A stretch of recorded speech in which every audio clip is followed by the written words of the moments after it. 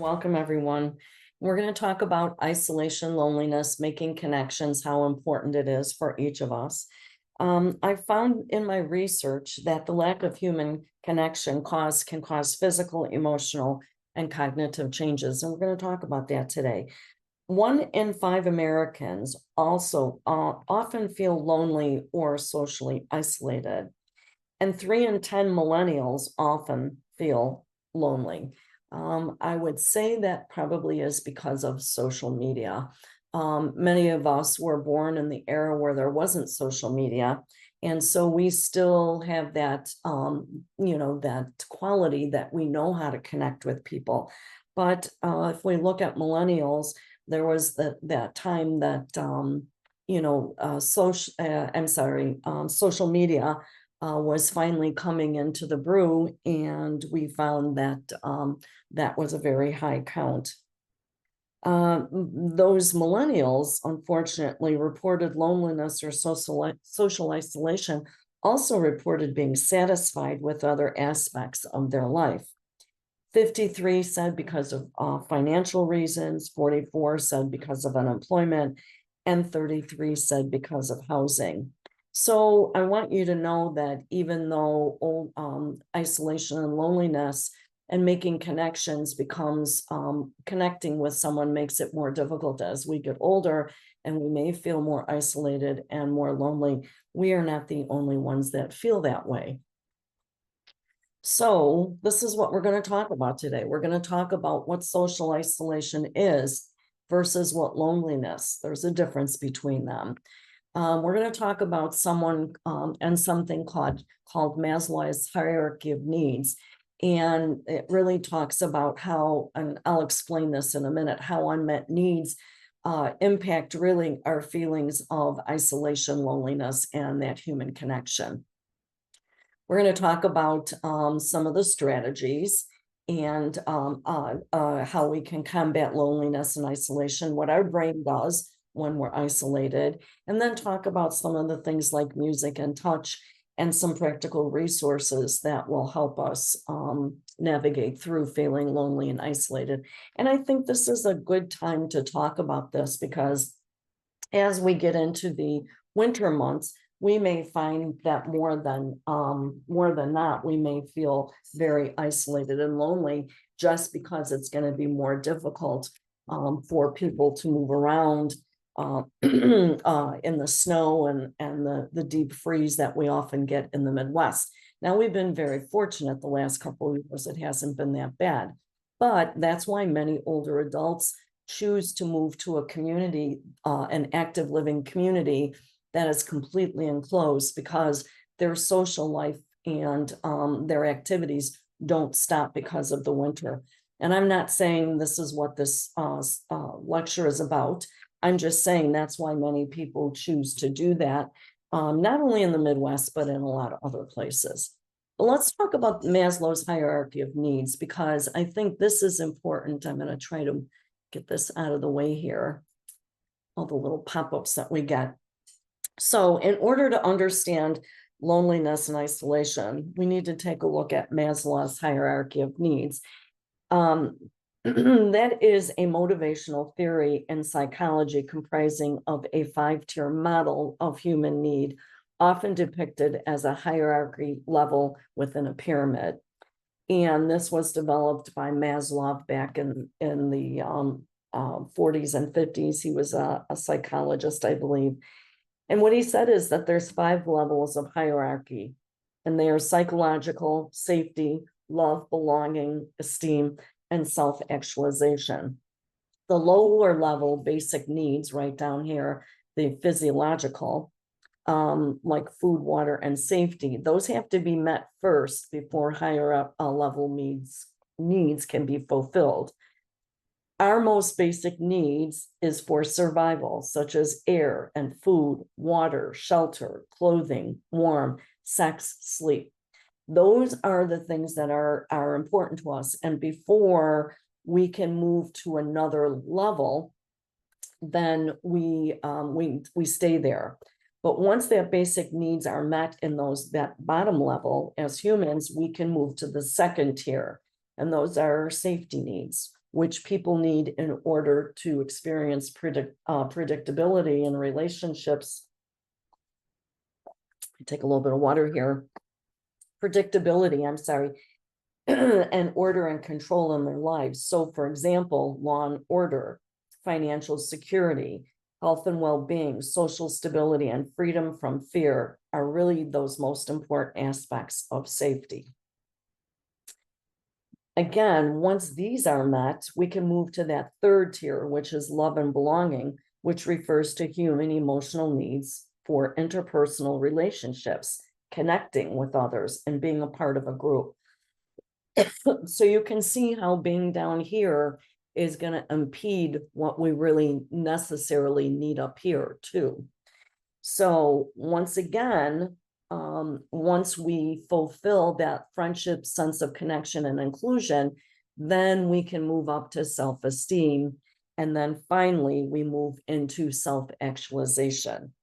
It takes a lifetime for people really to get to self-actualization, if they get there at all. So some people are stuck down here. Some people are stuck down here. Maybe right now, some of you are stuck in this area because of maybe health reasons, or you're not comfortable with what's going on in the country, or you don't feel safe in your neighborhood.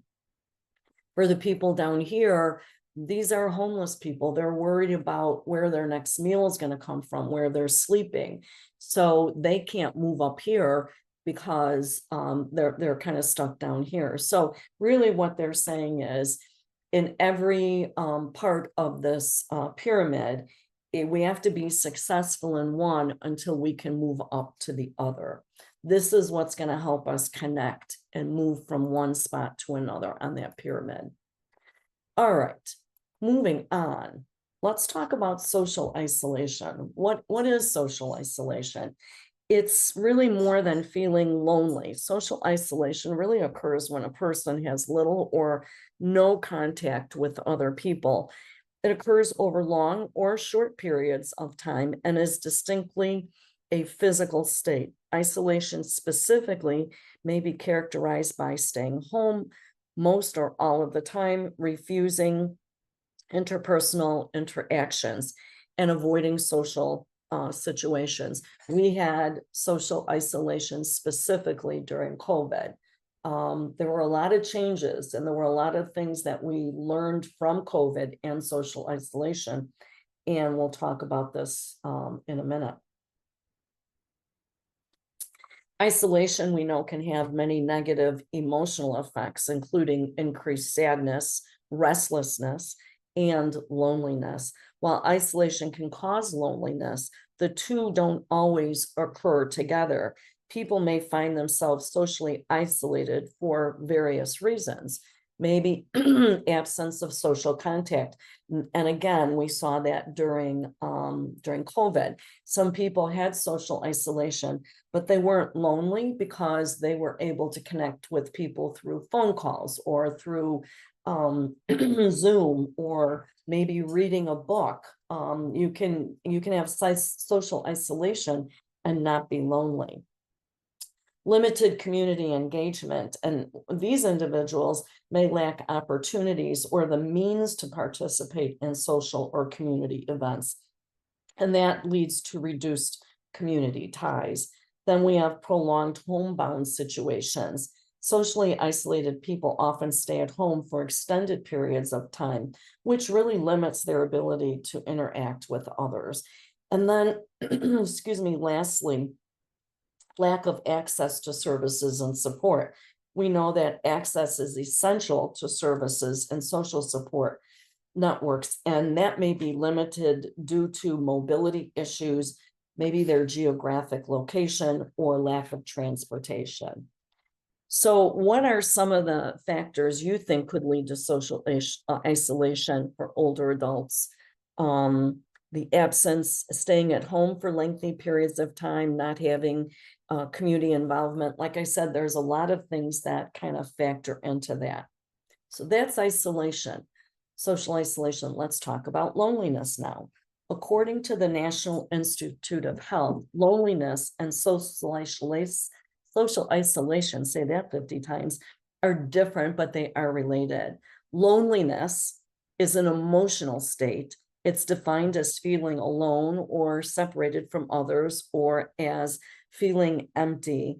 Loneliness may accompany social isolation, but can be caused by other things, maybe from breakups or divorce or loss of a partner, moving to a new location. Sometimes someone who has difficulty making friends may experience frequent loneliness. A person can live alone and not feel lonely or socially isolated, and you can feel lonely by being with other people as well. Have you ever experienced being in a crowded room and not knowing anyone? I just recently had to go to a wedding with my husband for a relative that I never met before. And so we were one of the very few people that were there from that side of the family. And I really hadn't met any of those all those years. And so, while my husband was having a wonderful time reconnecting with people and trying to include me in the conversation, I felt kind of lonely. And so you can be lonely in a very large group. Older adults are at a higher risk for social isolation and loneliness, really due to changes in health and our social connections that can come with growing older. Maybe there's hearing loss or vision loss or memory loss. Maybe you might have a disability, or that you would have trouble getting around, or the loss of family and friends. So social isolation is an objective state where someone has few social connections and can go for long periods without interacting with other people. Loneliness is a subjective feeling. You can live alone and not feel lonely or socially isolated, and you can feel lonely while being with other people. Research does suggest that social isolation is a greater risk for health than loneliness. So kind of put these together so you could kind of see what social isolation looks like versus loneliness, and really what some of them, when we put those together, can really cause. According to the National Institute of Health, loneliness and social isolation are different, but they are related. And that's really what I wanted to get my point across here. So you can see that social isolation is objective, while loneliness is subjective. Few or no relationships with family, friends, or community, can feel lonely even with social connections. Like I said, at the wedding, I was introduced to everybody, but I really didn't know their background or have anything in common with them. So it gave me a sense of that loneliness. Limited social network, difference between actual and desired connections. And then social isolation is, the difference is it's observable and measurable, while loneliness is more emotional and an internal experience. But we need to keep in mind that either one of them can be a risk for health. We know social isolation has significant changes more than loneliness does. We see that they can both cause cognitive decline. They can increase your stress levels. There is a higher mortality rate among people who are socially isolated or feel continually alone.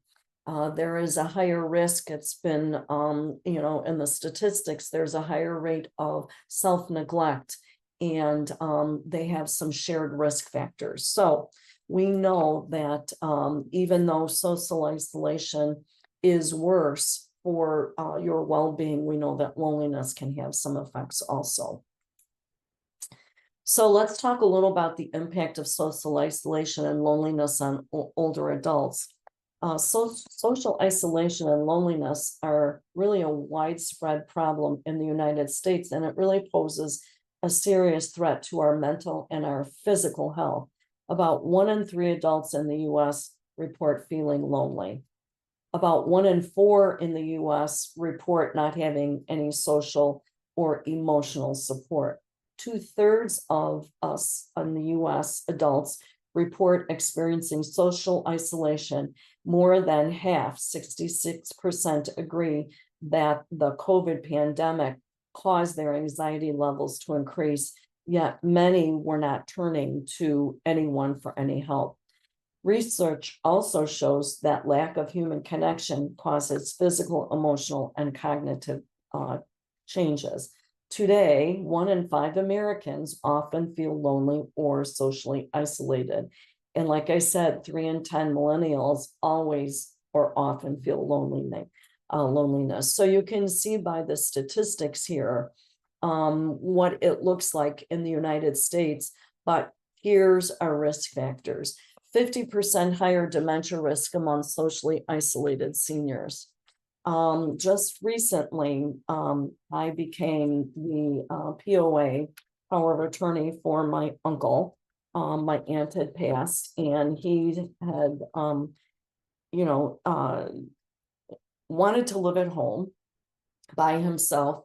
He was driving for a while, but as he started to have dementia, he's kind of in the earlier stages. I went out there to see him. He was dehydrated, sitting in the chair. TV was not on. He was forgetting to pay the bills. So we're looking at the cognitive starting to decline. So obviously I took him and created a safer, better life for him as we're working through the dementia. So, but a lot of that decline cognitively, it could be very well because of the isolation and loneliness he was experiencing. And because he was a consenting adult up until this point that I saw his decline, I really had my hands tied, which was very frustrating because I would visit him, I would encourage him to get up, we would take him out to breakfast or lunch. And but other than that, and he lives an hour away, so it wasn't easy getting there. I'd be there more often. Now he's located about 5 minutes from us, and he's loving life. So what we saw in him, and this is my point, is some of that cognition that he lost because he was alone, and now he's engaging. And even if he's just going down to meals twice a day or going to one activity, he's engaging more. He's with a group of people. And my husband and I had commented on how we see that his cognition has really improved a little bit. So, a preface that with saying socialization is extremely, extremely important. But you can see the other statistics here: 29% increase in coronary artery disease, 32% higher risk of stroke, 20 to 30 risk of depression, that kind of goes along with it, and 26% risk of an early death. It really does cause it is a high risk for mortality. So let me put these all up here, and then we'll talk about those one at a time. Whoops, sorry, didn't mean to do that. All right. So really, what do you think about these risk factors? These are the most common risk factors for isolation. But there are others: living alone, major life changes such as retirement. Maybe you're a caregiver. You can live in the same house with someone you're caregiving with, and you can feel totally isolated, or you can feel alone. That's why it's really important to take care of yourself. Mental health issues such as depression and anxiety, maybe because you're physically unable to leave your house, maybe because you have trouble hearing. Not being engaged in meaningful activities or feeling a lack of purpose, having a mental or physical challenge such as chronic disease and condition, psychiatric or depressive condition, and long-term disability. Those are all really causes of risks to social isolation, as well as living in rural areas, limited transportation, and language barriers. So there's a lot of risk factors. We often forget about those people who are being abused, spousal abuse, family abuse, and people who are maybe facing divorce, unemployment, or a death and loss of someone. So this just talks a little bit about it again. These were the trends from 2018 to 2023, which was right in the middle of COVID.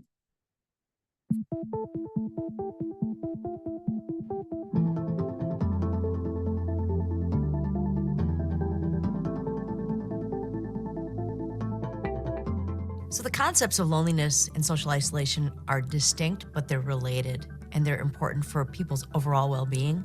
In 2023, about 1 in 3 of older adults said that they had felt isolated from others during the past year. Now, this is much better than the 56% who reported feeling isolated during the early days of the pandemic, but it's not quite at the level that we saw in 2018, which was 27%. Social isolation and loneliness do not affect everyone equally, and some of the groups that are most affected include those who report fair or poor health or have a chronic health condition or disability. Some of this could be related to difficulty leaving your home or being able to have meaningful social interactions on a regular basis. And those people are especially vulnerable to the health effects of isolation and loneliness. We've learned over the years how important our emotional well-being is to overall health. If you're lonely and isolated, you may not be eating well, you may not be sleeping well, you may not be getting out for exercise, and all of those things can have serious effects on things like cardiovascular disease, on diabetes, even cancer risk. So clinicians should be thinking about loneliness and social interaction as part of routine care and should be including those questions for all patients. And we can all do a better job of checking in with friends and family who may be isolated and feeling lonely. Check in on your parents, your grandparents, your neighbors. Ask them how they're doing. Go and visit them. Get a cup of coffee or even give them a phone call. So again, those were the statistics during COVID. We don't have, I looked on the CDC and I don't see any update on that, but we know that, there's different reasons and why people will be isolated. Listed are the most vulnerable groups, and first of all is the older adults. And we know the older adults are most isolated because of various reasons, and it might be their health, their inability to get around. It might be because they're caregiving for their partner. There's a lot of different reasons for older adults. I'm going to move this one, immigrants. I'm going to address this one now because we are seeing a lot of immigrants self-isolating because they're afraid to go out in public because of what's going on right now. And so we're seeing a lot of immigrants self-isolating for that reason. People who are low income, a person considered lower income, it's defined as $50,000 or less. Those are people because they may not have the finances to take a bus or an Uber or a taxi to get somewhere.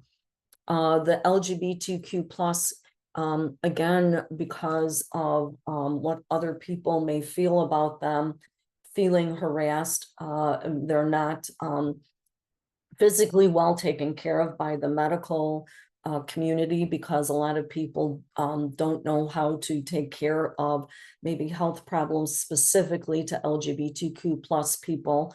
Young adults, there are young adults, again, we look at the millennials, and then adults that are living alone. Again, you really, if you can avoid, try living alone as an older adult, and God knows, I know it's not easy. But if you're adult living alone, you really need to get involved into some kind of group or a club or something where you can interact with other people. especially in the winter time. In the summer, we're out and about, we're able to get places a little better, but as winter is approaching us, and God knows what it's going to be this year, it might be a harsh winter, and we might all be isolated. So again, we really need to think about that. So in experiences related to social isolation, one study looked at rats. This is very interesting. And they looked at rats because rats are, I hate to even say that word, rats, but they are social in nature, just like human beings are. So what they did was they set them up in a community, so to speak, with other rats. The setting for the rats included toys and mazes and things to climb on that rats would like to do. And they left that group of rats alone for 30 days to mingle among their kind. Then after 30 days, all but one rat was removed from that community. That rat stayed in the surroundings without the benefit of socialization, I should say, with other rats. And what they found after 30 days was signs of brain damage. It induced changes in the brain related to the nerve cells, which shrunk about 20%. The shrinkage of these nerve cells continued to shrink more over the 3 months that the rat was isolated. Now, we don't know for sure if this was occurring in humans at that rate, but researchers are now evaluating that. So in order to understand these changes, we need to look at the part of the brain that controls our emotions and feeling, because that's where the changes will take place. So we have billions of neurons that are wired tightly together. And inflammation and social isolation cause that space between the nerve endings to loosen those connections. Now, what causes inflammation? We know that chronic disease causes inflammation. We know stress and anxiety causes inflammation in our body. And we also know now that social isolation causes inflammation in our brain and our body. So the inflammation and the social isolation causes the space between the nerve endings to loosen the connections. And brain changes then are seen in the parts of the lobes that that take care of our emotions and our memories. And these brain changes are seen in the frontal lobe, the temporal lobe, and the hippocampus. So here's a little video on. So how does social isolation change your brain? Well, social isolation can change either the structure of the brain and the nerves or how the nerves work. Social isolation causes reduced synaptic plasticity. It also decreases new nerve cell formation in important areas of the brain like the hippocampus, the prefrontal cortex, and the amygdala. These areas are important for memory, motivation, time management, and other executive functions. Social isolation is thought to change the cellular communication. It changes the amount of neurotransmitters, which are those substances that help nerves talk to each other. It specifically reduces serotonin and dopamine in the brain. This is important because these neurotransmitters, serotonin, dopamine, are very important in many mental health disorders, including addiction to drugs, alcohol, compulsive gambling behaviors, and they're associated with psychosis, including schizophrenia and bipolar disorder. So again, when we look at so how does isolation, we look at the changes in the brain, and some of those risks to our cognitive health is memory loss, cognitive decline. Some of those people go on to develop Alzheimer's disease. We see that there's poor attention span in people who are socially isolated. We also see changes in spatial awareness in people. And maybe some of you have experienced this during COVID, but I know the one that I really felt was different for me was brain fog. And brain fog is really not being able to think clearly at times, and just feeling like you're not 100%. And yes, we weren't eating right. We were socially isolated. It was very scary. The amygdala was always up and causing stress for us. Our cortisol levels were high, which causes a lot of weight gain. So there's a lot of stuff that goes on with stress and stress management, but brain fog was one of the things that I noticed the most. So what is isolation and brain fog? It is, well, first of all, brain fog is thinking and processing a little bit slower, feeling tired and not having a lot of activity, maybe problems with word finding. And again, we know that can be caused by inflammation in the brain.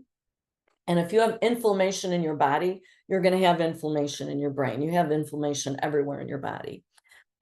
Isolation, and it might be sometimes from medications or other health conditions. So again, some of you may have experienced those feelings when you were isolated during COVID, or if you're isolated now, you might be having those experiences. So let's talk a little bit about the change in social cognition. Social cognition, once a person, if they're in isolation, one change a person that they may experience during isolation is changes in social cognition.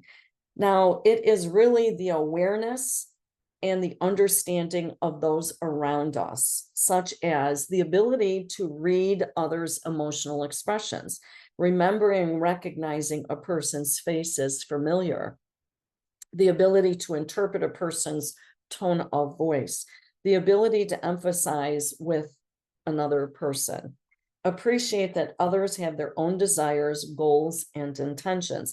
And we really begin developing these in our early childhood, but we can lose those important social skills if we're not able to use them. So as the saying goes, if you don't use it, you will lose it. So what's the impact on mental and emotional health? Well, first of all, there's an increased risk of depression and anxiety. Social isolation is a significant factor for both, particularly in older adults. Reduced interaction with others can lead to feelings of hopelessness, sadness, and decreased motivation. Higher risks of cognitive decline. Like I said, isolation's been linked to faster cognitive decline, increasing the risks of conditions like Alzheimer's disease and other dementias. That lack of mental stimulation and engagement with others can weaken our memory, our decision-making, and our problem-solving skills. We may have a heightened feeling of loneliness and emotional distress. We know that prolonged isolation can lead to loneliness, a known trigger for emotional distress and feelings of despair. Socially isolated people may lack emotional outlets and support systems, and that will compound their feeling of loneliness. We see lower self-esteem and reduced sense of purpose. With those fewer social interactions, isolated individuals may experience a decline in self-worth and a sense of purpose. And then increased in vulnerability to substance abuse. We know that it's been proven that isolation can contribute to risk of substance abuse, as individuals may use alcohol or prescription medications or other substances to cope with loneliness and boredom. And then lastly is suicidal ideation and suicide risk. That's also associated with that. So again, it causes a lot of different things, but now let's look at our risk to physical wellness. It increases our heart disease and our stroke, our inflammation in our body. It increases hypertension, what can lead to heart disease and stroke. We talked about dementia. It also can increase your type 2 diabetes. Why? Because inflammation. And it can lead to earlier death. It's been proven that stroke is at a 32% greater risk and dementia is at a 50% greater risk among other diseases, like I said, such as type 2 diabetes. This is interesting. Lack of social connection heightens health risks as much as smoking, 3/4 of a pack of cigarettes a day. Let me repeat that. Lack of social connection heightens health risks as much as smoking 3/4 of a pack of cigarettes a day. So, what does connectiveness do for us? The human connection is multifaceted. It's a feeling of belonging. How many of you have been in that situation where you felt no connection? Like I said, being at this wedding, while my husband was very supportive and kind of kept me next to him as a support. And I'm kind of a little bit shyer in group environments. I didn't feel a connection. I didn't have the history they all had. So, it's a little bit different. Emotional bonds are very important because it fosters feelings of empathy and care and understanding between individuals. And I think we see right now in our country that we're losing that. And it's important for us to foster those feelings of empathy and care and understanding. That's going to create a sense of belonging and being part of a group or a community. It gives us mutual support. It provides emotional, social, and sometimes practical support during difficult times. I have a friend right now who's going through a lot of cardiac problems. And these are girls that I went to high school with, and we still meet once a month for lunch. And she's not able to be there today because of what's going on in her life physically.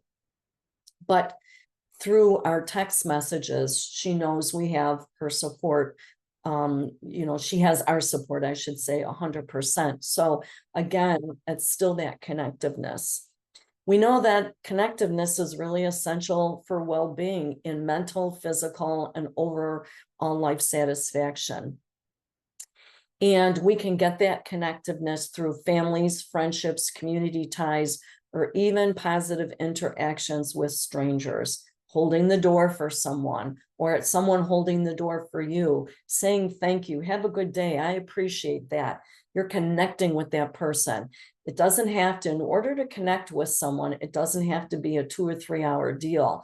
Connecting with someone can be 60 seconds, 30 seconds of have a nice day. It was wonderful meeting you. Talking to the cashier at the end. Thank you. You enjoy the rest of your day. That's connecting with. It really promotes that personal growth for each of us. Melinda Gates said, deep human connection is the purpose and the result of meaningful life, and it will inspire the most amazing acts of love, generosity, and humanity. And I think she's a prime example of connecting. Obviously, she has some money to do that, but you don't need money to connect with people on a very short, limited time. I wanted to put this in here because we need to be careful with our neighbors, connect with our neighbors. This is the story of a man who lost his wife, and he came home after having surgery. I think he had cancer surgery. And he had to call 911, and you'll when you see this, you'll understand why he had to do that. You pay thousands in rent each year and should be rewarded for it. Pair it with commercials Bilt to earn the always do. industry's most valuable point. There we go. An elderly man picked up the phone last week and placed a heartbreaking call to 911. Turns out it was a wake-up call about a growing problem that has gone unnoticed. Here's Dr. John LaPook. Clarence Blackman is an 81-year-old Army veteran battling prostate cancer. But cancer wasn't the reason he called 911. What I need is someone to get to the grocery store and bring me some food because I need to eat something. I thought, well, I got to have an instant response. And I figured I know that 911 responded very quickly. A widower since 2011, Blackman came home from the hospital last week to an empty fridge and had no one to help him. In a recent report, Dr. Maria Carney of North Shore LIJ Health System says 1/4 of Americans over 65 are at risk of becoming so-called elder orphans. It's hard to age even when you have a good support system. So you can only imagine if you don't have anybody with you to help you. About 1/3 of Americans aged 45 to 63 are single, a 50% increase since 1980. The report says elder orphans not only combat loneliness and depression, They lack assistance for their basic needs. 911 dispatcher Marilyn Hinson was so struck by Blackman's call, she took a detailed list of his food requests and personally delivered them. I've been hungry. A lot of people can't say that, but I have. And I cannot stand to see anybody go hungry. Blackman was then inundated with donations and offers to help. One lady sent me 6 cans of Spam. I thought, well, God, I'm in heaven now. I got 6 cans of Spam. Dr. Carney had a great idea. Develop an app. So my question out there is, how many of you know your neighbors? And how many of you know, when you haven't seen them for a while? It's really important to be able to reach out to people, even if they're not our friends, even if they are just our neighbors, and make sure that something's wrong with them or they're doing okay. There's no reason this man had to call 911 to get help for that. Really kind of a sad occurrence. All right, so benefits of social connectiveness, we've talked about some of them already: improved brain function, increased mental and emotional well-being, enhanced physical health, reduction of the risk for chronic diseases such as diabetes, and most importantly, an increased life satisfaction. The one thing we know for sure is that the brain has the ability to grow new neurons, which is called neuroplasticity. We don't know how many years ago that the brain had some ability to heal itself. You remember when you were young and you would say, oh, I'm killing my brain cells. We know if the brain is healthy in general, this neuroplasticity, these brain cells will develop. But in order to do that, we have to exercise it. And there are many ways to exercise our brain. We can do it by ourselves by engaging with others in one way, by getting into a book group or reading a book or doing word puzzles, getting exercise for your brain. But one of the ways you exercise that brain is the connectivity and the social interactions. So here's some of our strategies to overcome isolation. From all together. Build and maintain friendships. Join online communities if you can. Explore groups on Facebook, maybe Clubhouse or similar platforms to engage in interesting discussions and meet new people. Stay in touch with your loved ones. Make a plan with family and friends to connect regularly, whether by phone, video, or person, whenever possible. Engage in hobbies and activities that you enjoy. I'm not going to go out and play pickleball. I don't want to hurt myself. Maybe some of you are able to do that, but I need to find an activity that I enjoy. So continue pursuing those interests, such as reading or painting or gardening or crafting, whatever you find that makes you happy. Seek community and faith-based support. So identify those local resources. Create a list of organizations, maybe faith groups or community centers that offer support, social activities, and volunteer opportunities. My husband and I both belong to the Arlington Heights Senior Center. Now, we don't use it that often in the summer because we're out and about doing our gardening, but certainly in the winter, we take advantage more of the services and activities they have there. I'm already signed up for a painting class this winter because I've always wanted to be able to learn how to paint.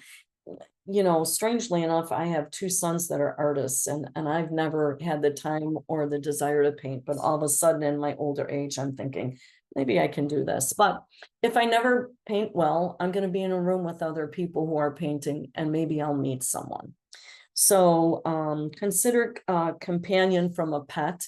I know that for some of you, that's not feasible, maybe because of your physical disabilities or where you live, or maybe you just don't want a dog or a cat.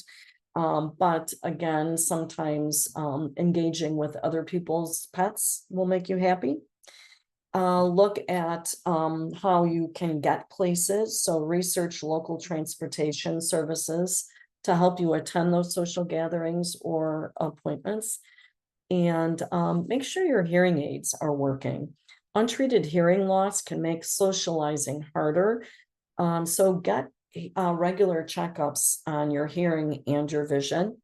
And then seek mental health support. Talk about life changes. Major life changes or losses can lead to depression. So talk to family and friends or a counselor if needed. And then stay physically active.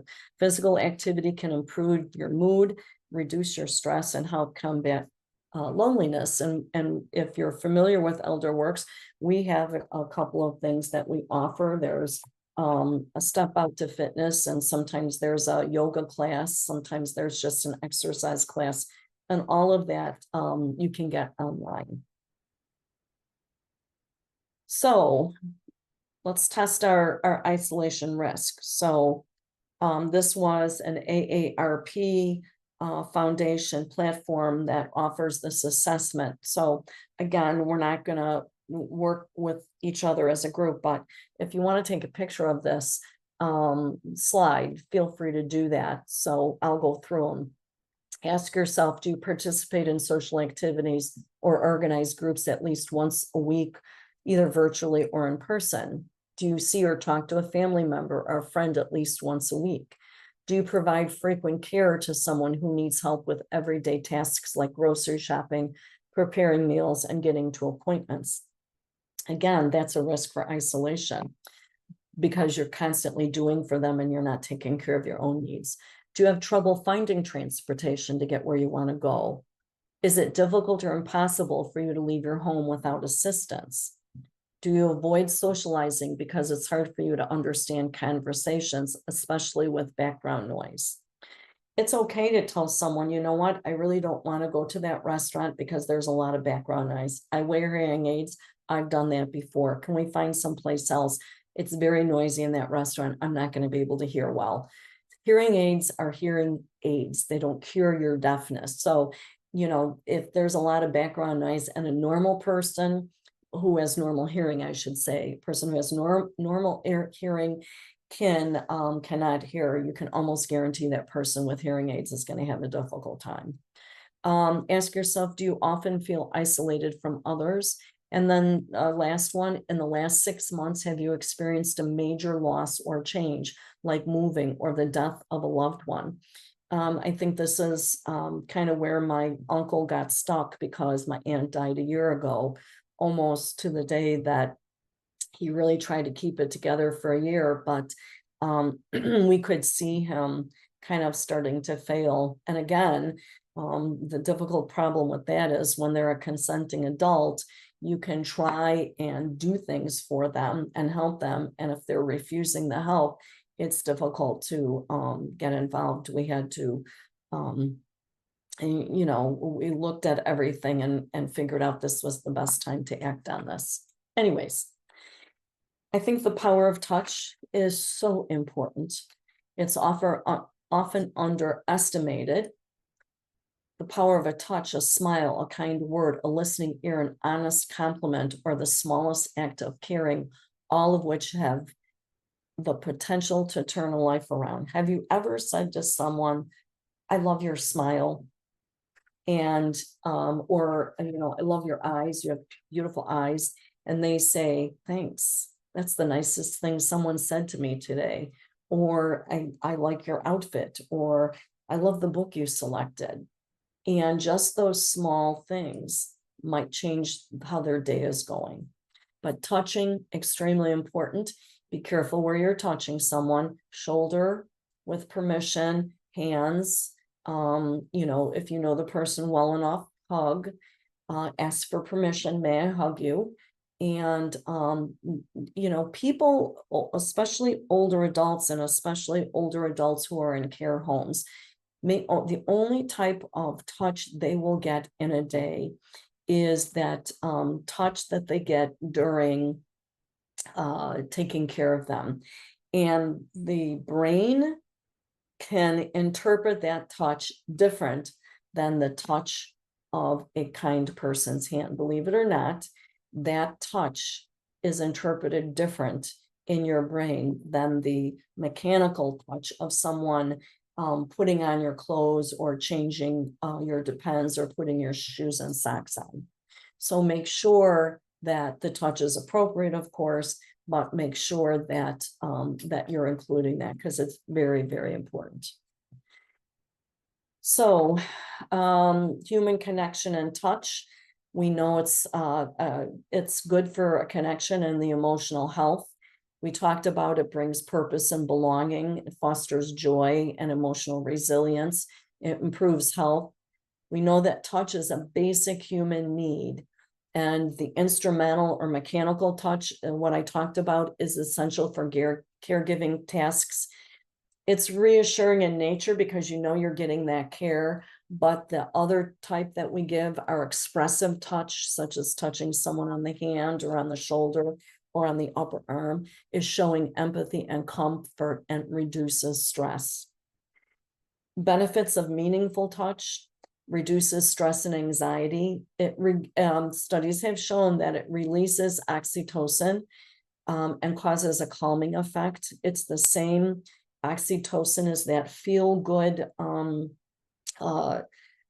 thing that is released in our body when you're nursing a newborn baby or you're happy and joyful about something. It also releases loneliness. Positive touch helps people feel less lonely. Oh, music, powerful, is a source of connection and comfort. It evokes memories and emotions. It brings back memories and emotions. If you're trying to connect with someone, especially someone who is in the end part of dementia, music will make that connection. It also decreases stress and improves movement. It can also boost the immune system and release oxytocin again, and that feel-good hormone. It encourages physical engagement and fosters interaction. So, real quickly, when my mom was, at the nonverbal stage of her dementia, and, visiting became more difficult because there was no conversation going on, I take my iPhone and I put big band music on, and or I would put a song that I knew that she sang when we were little, and she would perk up, she would smile, and at some point she was even able to sing the words. Laughter really builds connections. It breaks social barriers. It fosters bonds and a sense of belonging. It also will ease loneliness. Shared laughter creates mutual understanding and reduces isolation. It has good mental and emotional benefits. We know, if you've come to my class on laughing, it releases endorphins that uplift and calm.